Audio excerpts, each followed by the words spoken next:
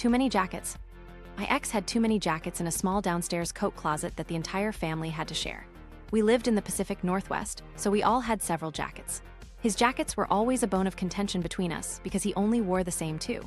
Even though he only wore two of them, he continued to order free jackets from work every year, bring them home, and stuff them in the closet. After I kicked him out for cheating, he only took his two favorites and refused to come back for the rest. I gave all of the jackets to a homeless shelter in downtown Olympia, our hometown, just blocks from his workplace. For months afterwards, there were homeless men walking around downtown, wearing Port of Olympia jackets with my ex's name embroidered across the right breast. He and everyone else who worked at the port no doubt saw the same men. I saw them all the time. Best petty revenge ever. Guess we'll all become the grammar police. I had a coworker who would always go out of her way to correct formatting and grammatical mistakes, although they really weren't formatting or grammatical mistakes. Most of these were just a difference in phrasing, personal choice. All of the team members got upset over it, like she was using this to make everyone look bad. But since the bosses knew this was going on, they didn't give her credit for other people's work. One day, Maureen signed into my computer with her credentials so she could print out something quickly for a meeting and forgot to sign herself out. Oh boy, big mistake on her part. I went into the shared drive and pulled up all the documents she had touched that day to change wording, mistype words, change the one space after a period to two spaces. Nothing major, just stupid stuff. In all, it took me about 3 minutes, and then I signed out of her credentials and logged in with mine. Other team members stumbled upon this errors over the course of the next several days from the shared drive. Everyone took great glee in pointing these out. Maureen did not.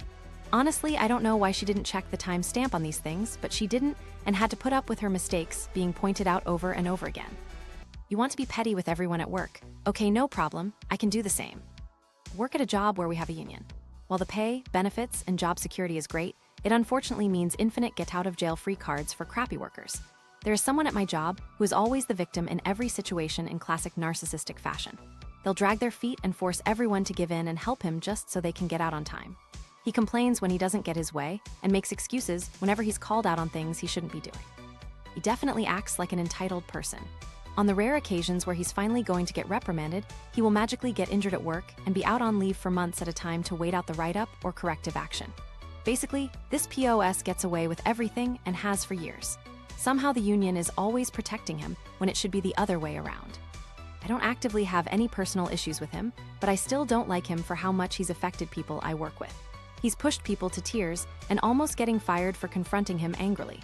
Occasionally, he'll try to start small stuff with me, but I never entertain it or spin it back on him in a way that makes him look dumb. My job has a uniform cleaning service, and the other day I was in the locker room grabbing my uniforms off the wall where the new clean ones are usually placed, and I put them all on the rack on the other side of the wall. Some employees like to leave their uniforms on this rack and just change at work, and others, like myself, will take them home. I set them next to a-hole workers' uniforms and thought nothing of it. Our uniforms have our names on the inside of the collars. I forgot to take my uniforms home, and a day later I come back to work, and he had given me a weird look, but I thought nothing of it. I go to the locker room, and my uniforms are back on the wall, and a-hole workers' uniforms are where mine were originally. Okay, I thought to myself. You want to be petty and act like you own the locker room too, no problem. I took every clean uniform he had in there and threw them straight in the big metal dirty hamper that can only be opened with a key. I came back a day later and saw all his uniforms back on the rack and the hamper broken open. The uniforms were all wrinkled and tattered looking, and he's been extra quiet at work these last couple of days. I'm planning to just do the same all over again, or maybe throw them away, so he'll have to wait a few months for new ones to come in. I'm normally not petty, but I'll make an except for this. Autocorrect time bomb. Back in my university days, my best friend and I had a minor falling out. I have no idea what this was over, or what precipitated it, but needless to say, I was looking to exact some petty revenge. He was studying chemistry, and was in the process of writing his thesis. He was also a massive Eagles fan, something we shared in common, and as such had a vehement dislike of the Dallas Cowboys.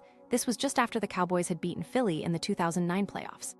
He left his laptop unlocked and idle when he popped for a comfort break one afternoon in the library. I seized the opportunity, opened up Word, and created new autocorrects. For example, every time he wrote acid, it would autocorrect to Jerry Jones. Alkali would autocorrect to Tony Romo. I added as many as I could think of before he came back a few minutes later. For the remainder of his time at university, I would periodically hear him erupt whilst writing a piece of coursework as whatever word he was trying to use would automatically change to something associated with the Dallas Cowboys.